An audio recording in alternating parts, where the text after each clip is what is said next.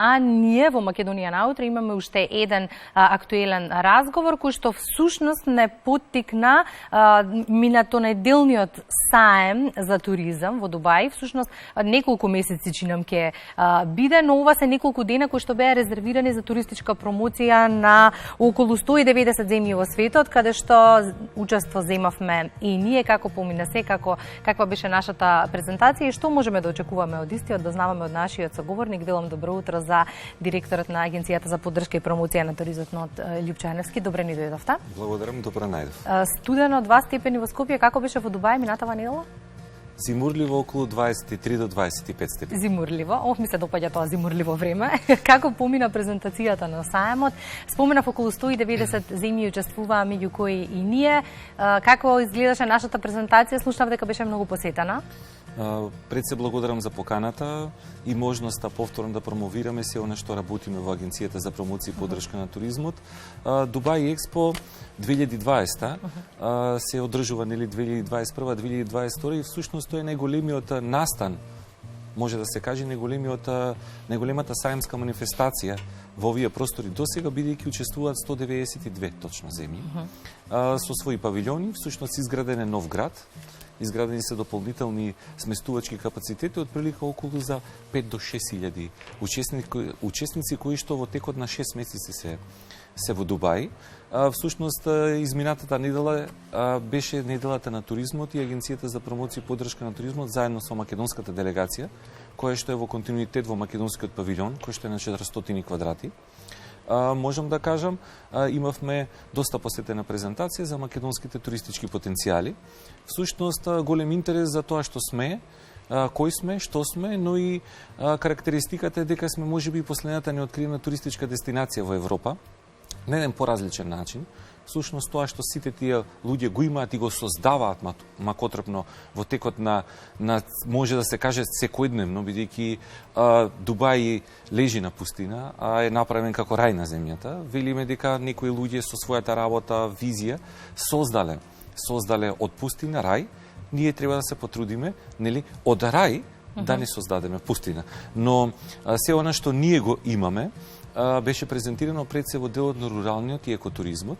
Тоа самите туроператори од Блискиот Исток и од овој дел на Азија можат многу добро да го видат, а исто така беа заинтересирани. Всушност треба да работиме на неколку сегменти. Тоа е повторно воспоставување на линијата Дубај-Скопје, предизвиците кои што се отворени од Балкан и веќе од 2023 година може да кажеме дека нашата дестинација заедно со Србија и со Албанија ќе биде гледана како една туристичка дестинација. Ќе очекуваме да имаме поголем број на туристи токму од овој дел на светот, а затоа ние треба да се подготвиме во овој период кој што е пред нас.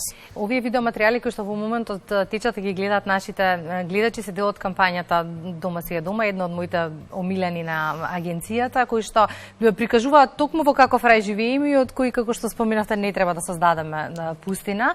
Какви се очекувањата од саемот? Велите, сакаме да привлечеме туристи, сакаме и да привлечеме инвестиции.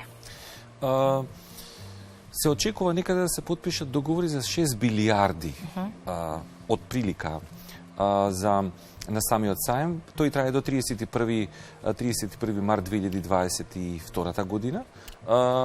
Сите земји се трудат да бидат представени на најдобар начин, говорејќи од секаков систем на нивни потенцијали до иновации, да кажеме, до најнова технологија.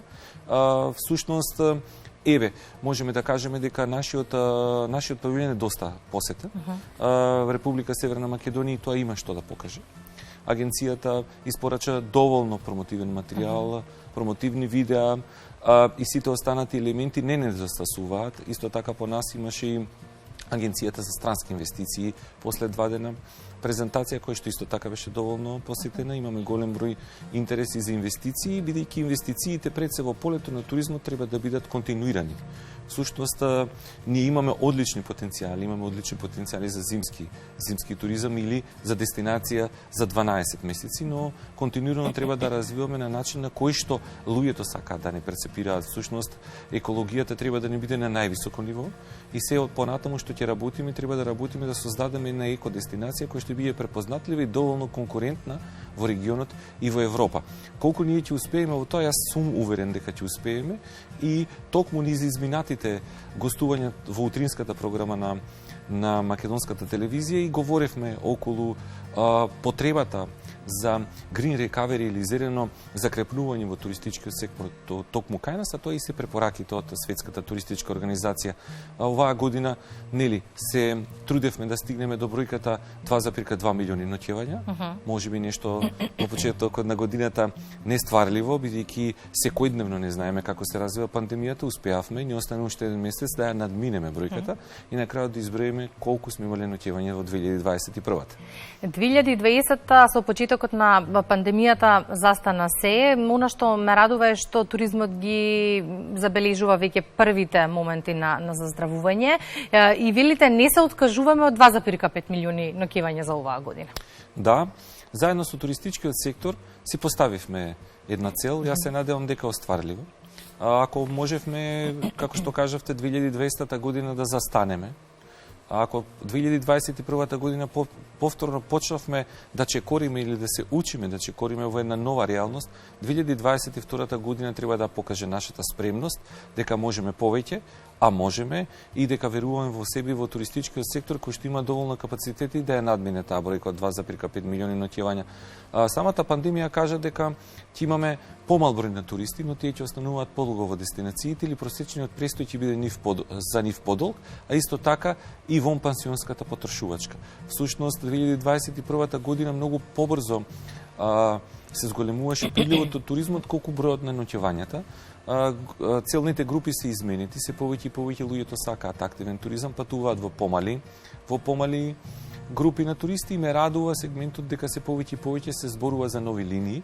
Една од новите линии кои што е најавена и се надевам дека ќе профункционира, која што требаше 2020 година да профункционира, тоа е Тел Авив Скопје.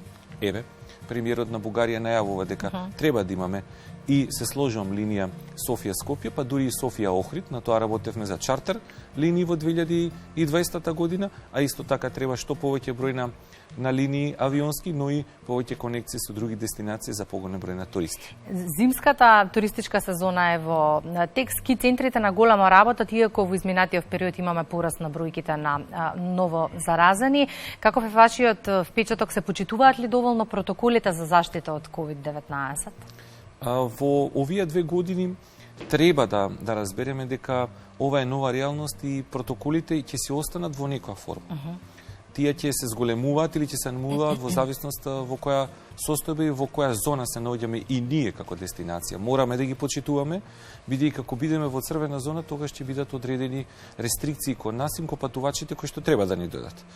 Мислам дека се почитуваат, бројките се зголемуваат, можеби затоа што сакавме малце повеќе да славиме во овие денови, но ме радува фактот дека имаме добра ски сезона, дека имаме добра зимска сезона, но со останати проблеми кои што ги имаме, а тоа се мали капацитети и вложување во ски центрите. И целта е да останат нашите туристи дома. Вчера, да речеме, имавме информацијата и со тоа започнавме Македонија наутро кога зборувавме за ковид блокот, дека поради тоа што сме во црвената зона и бугарите ја кренаа рампата, па денеска еве се предомислија и може да се оди со PCR тест или зелен сертификат во Бугарија.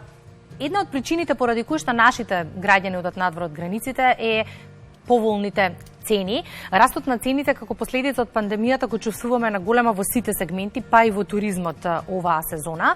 Голем број инострански туристи кои што дојдоа во Македонија велат доаѓаме овде да скијаме од причина што навистина Македонија е многу поевтина од сите останати ски центри, но за домашните туристи чинам цените се уште превисоки. Јас никогаш не коментирам дали цената е превисока или не е, туку условите и услугата која што е добива. Соодветствуваат ли, еве да го преформулирам? Мислам дека треба да работиме на тоа поле уште повеќе. И катадневно треба да се усовршуваме, да се обучуваме и да земаме регионални и европски практики. Понекогаш треба да излеземе од комфорната зона и да создадеме промени кои што ќе одат на подобро. Всушност, не треба само да имаме изговори на секое дадено решение, туку ајде да видиме тоа решение, да го подобриме, а понатаму понатаму да работиме на темата што треба да направиме во циклуси од 3, 5 или 10 години. Ако нашите ски центри ги карактеризираат како едни од најдобрите со услови во Европа, тогаш ајде да направиме шапка на таков начин, но на вистински начин. Всушност, вложувањата во нејзе да бидат во зелени хотели, хотели со нови капацитети, но и приватното сместување да знае што треба да испорача кон државата. Всушност, ние треба да измериме точно колку ноќевања имаме во приватното сместување, платена туристичка такса на шапка, да кажеме на Попова шапка, и тогаш ќе видиме всушност колку туристи сме имали.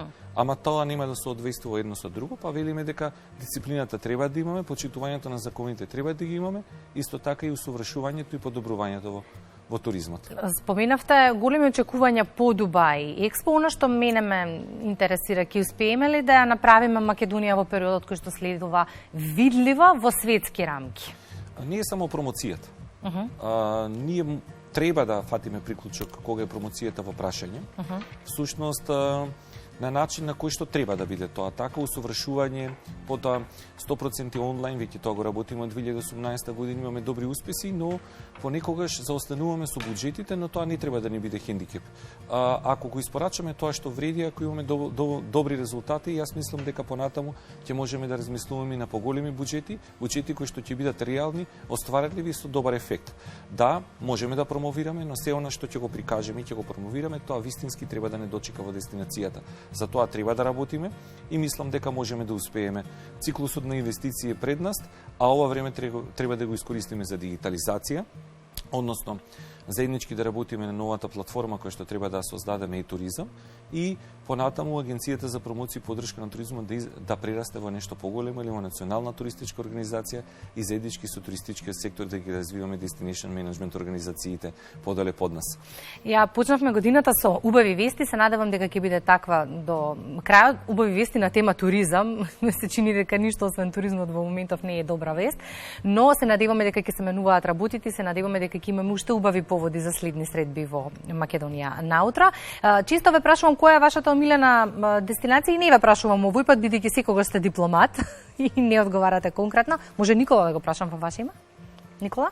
Зимска омилена. Зимска, дефинитивно Крушево не би го менувал за ништо. Мислам дека да, тука се согласуваме заедно со тебе. Пашите се сегде каде што е пријатно и чисто. Јас ќе се потрудам во среда да бидам во Охрид.